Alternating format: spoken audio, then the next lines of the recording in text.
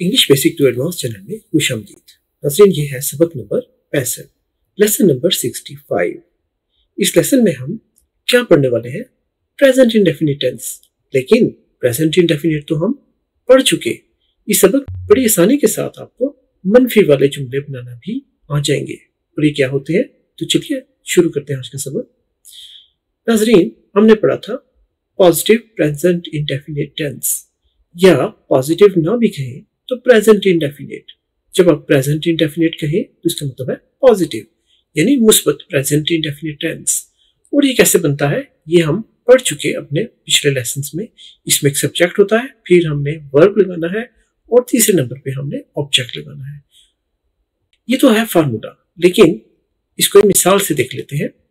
अली खत लिखता है, अली राइट्स अ लेटर। क्या आपको याद है? पिछले सबक में हमने ये पढ़ा था। इसके बाद फिर हमने एक और मिसाल देखी थी, हम क्रिकेट खेलते हैं, वी प्ले क्रिकेट। और फिर एक और मिसाल हमने की थी, मैं एक सेब खाता हूँ, आई ईट एन एप्पल।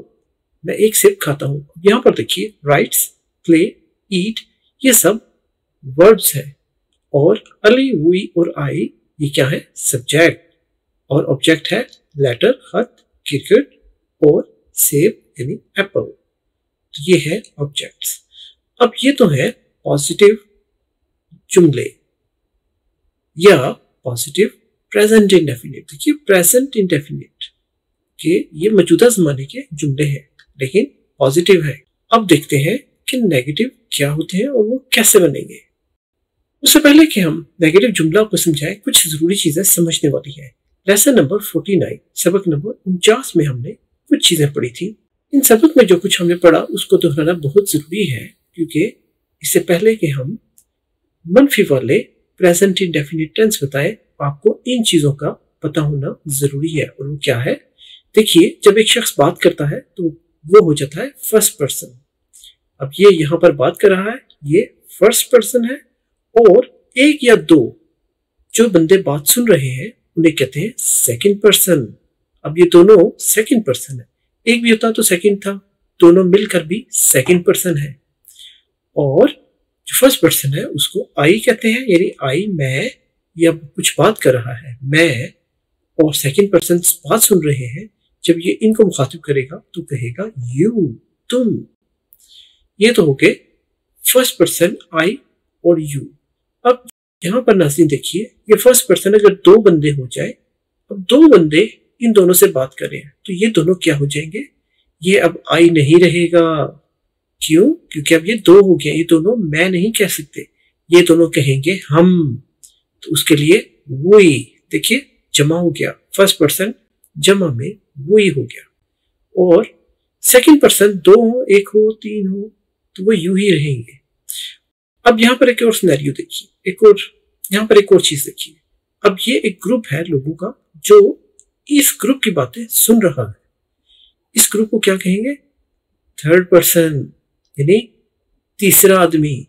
लेकिन ये तो बहुत सारे लोग हैं, इनमें कुछ मर्द है, कुछ ख्वातीन है। जो मर्द है उन्हें हम ही कहते हैं। इसमें कितने ही है? एक, दो, तीन। तीन मर्द है तो तीन ही है इसके अंदर। और ख्वातीन को हम शी कहते हैं, लड़की को या खातून को शी कहते हैं। तो यहाँ पर दो शी है, तीन ही और दो शी। अब ये पांचों मिलकर, ही और शी मिलकर क्या बनते हैं? दे, वो। अब अगर ये दोनों बंदे इनके बारे में बात करेंगे तो कहेंगे वो, दे। इनके बारे में बात करेंगे, इन दोनों के बारे में, तो यू कहेंगे तुम, लेकिन इनको दे कहेंगे। तो ये बहुत जरूरी है समझना, क्योंकि इसी बेस पे प्रेजेंट इंडेफिनिट या पास्ट इंडेफिनिट जुमले कैसे बनेंगे, उनका सारा दारोमदार इस समझ पर है। उम्मीद है आपको ये सिनेरियो, उम्मीद है आपको ये पहलू समझ में आ गया होगा। अब हमने देखा मैं की इंग्लिश है आई, तुम की इंग्लिश है यू, और ही, शी, इट, ये कोई लड़का, लड़की या बेजान चीज हो तो उसे इट भी कहते हैं। अब नाज़रीन, जब मैं से हम हो जाए तो आई वी में कन्वर्ट हो जाएगा, यानी वी, हम। और यू एक हो या बहुत सारे हो तो वो यू ही रहेगा। तुम। अब ही, शी, इट ये तीनों अगर मिल जाए या दो मिल जाए कोई तो वो बन जाएंगे दे, वो सब। उम्मीद है आपको यहां तक भी समझ में आ गया होगा। चलिए आगे देखते हैं कि डू और डज का इस्तेमाल क्या होता है।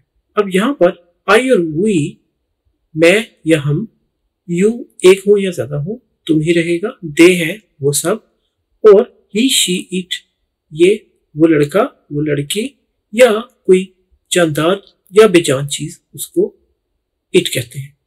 अब इनमें से हर एक के लिए क्या क्या यूज होगा, डू या डज। अभी आपको सिर्फ ये समझना है, आगे चल के आपको पता चलेगा कि आखिर हमने ये डू और डज ये क्या चीजें हैं और ये क्यों आई और ये कहाँ कैसे यूज होंगी। तो ये डू और डज का बहुत इंपॉर्टेंट रोल है इनडेफिनिट टेंस में। तो मैं या हम के लिए डू इस्तेमाल होगा, आई डू, वी डू, और डू का मतलब है करना, लेकिन जब हम मनफी के जुमले बनाएंगे तब भी ये बहुत इंपॉर्टेंट है। यू के लिए भी डू ही इस्तेमाल होगा और दे इसके लिए भी डू ही इस्तेमाल होगा। लेकिन नाज़रीन ये देखिए, ये तभी सुर्ख कर रखे हैं कि ये खतरनाक है। यही, शी, इट इनमें से कोई एक भी इस्तेमाल हो गया तो उसके साथ डज का इस्तेमाल होगा। ये समझना बहुत ही ज्यादा जरूरी है। अगर आपको ये समझ में आ गया, एक बार आपके दिमाग में ज़हन नशीन हो गया, तो आप जुमला बनाने में गलती कभी नहीं करेंगे। उम्मीद है आपको ये चीजें भी समझ में आ गई होंगी। अब देखते हैं मनफी प्रेजेंट इंडेफिनिट टेंस क्या होता है। पहले उसका फॉर्मूला देख लीजिए, उसमें सब्जेक्ट। अब जब पॉजिटिव था तो ये डू नॉट या डज नॉट नहीं थे, सब्जेक्ट था, वर्ब था, ऑब्जेक्ट था। लेकिन अब यहां पर सब्जेक्ट के साथ आपने डू या डज का इस्तेमाल करना है, उसके बाद नॉट लगाना है, फिर वर्ब की पहली फॉर्म और फिर ऑब्जेक्ट। तो ये कुछ मिसालें हैं, इससे आपको समझ में आ जाएगा। तो पहली मिसाल देखिए, हमने पहले पढ़ा था अली खत लिखता है, अली राइट्स अ लेटर। अब यहां पर है अली खत नहीं लिखता है, अली हो जाएगा सब्जेक्ट। अब यहां पर आपको बताया था कि ही, शी, इट के साथ डज इस्तेमाल होगा। तो अब यहां पर देखिए ये डज आया है, अब डू नहीं लगाना, डज, क्योंकि ही, शी, इट इसके साथ डज इस्तेमाल हुआ। तो अली डज नॉट राइट। अब देखिए यहां पर पहले एस यूज हुआ था, राइट्स, जो पॉजिटिव जुमला था, मुस्बत जुमला था प्रेजेंट इंडेफिनिट का, क्योंकि डज नहीं था, नॉट नहीं था, इसलिए राइट के साथ एस का इजाफा किया गया था, क्योंकि ही, शी, इट के साथ वर्ब की पहली फॉर्म के साथ एस या ई एस का इजाफा किया जाता है। तो अब वो इजाफा कहाँ गया, वो इजाफा डज ने ले लिया।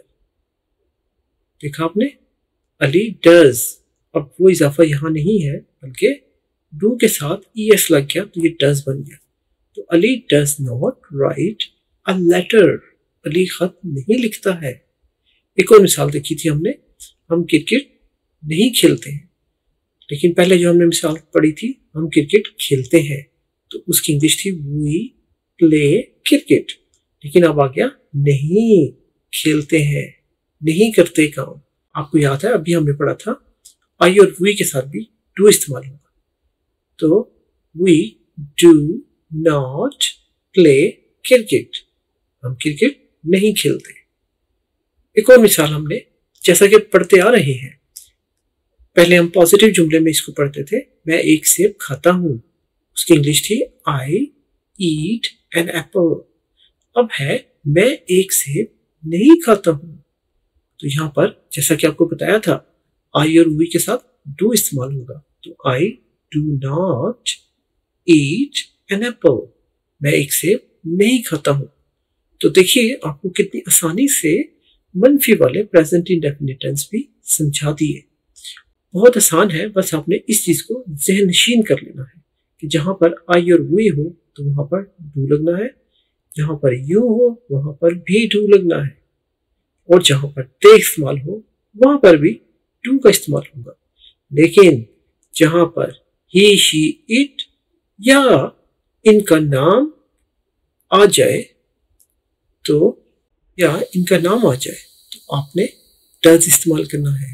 आई, वी, यू, दे इनके साथ डू और ही, शी इनके साथ डज। यहां देखिए अली डज, अली ना हो इसे ही कहते तो ही डज आता, शी डज आता। कोई नाम, चीज या जगह उसमें डज आएगा। आई और वी के साथ डू आएगा, दे के साथ डू आएगा, यू के साथ डू आएगा। अगर हम कहते कि तुम क्रिकेट नहीं खेलते तो ये हो जाता you do not play cricket. अगर हम कहते वो क्रिकेट नहीं खेलते तो ये हो जाता दे वो डू नॉट प्ले क्रिकेट, वो सब क्रिकेट नहीं खेलते। उम्मीद आपको ये लेसन समझ में आ गया होगा। अगर आपको वीडियो पसंद आए तो लाइक शेयर जरूर कीजिएगा और चैनल को सब्सक्राइब भी कर लीजिए ताकि नए आने वाले लेसन्स की नोटिफिकेशन आपको मिलती रहे और हमारी हौसला अफजाई भी होती रहे। अपना बहुत ख्याल रखिएगा। मिलेंगे हम आपसे अगले लेसन में जिसमें हम पास्ट का मनफी इनडेफिनिट टेंस पढ़ेंगे, नेगेटिव लेकिन पास्ट का इनडेफिनिट। बहुत आसान सबक होगा, उम्मीद है आपको वो भी पसंद आएगा। अपना बहुत ख्याल रखिएगा। मिलेंगे हम आपसे अगले लेसन में, तब तक के लिए अल्लाह हाफिज।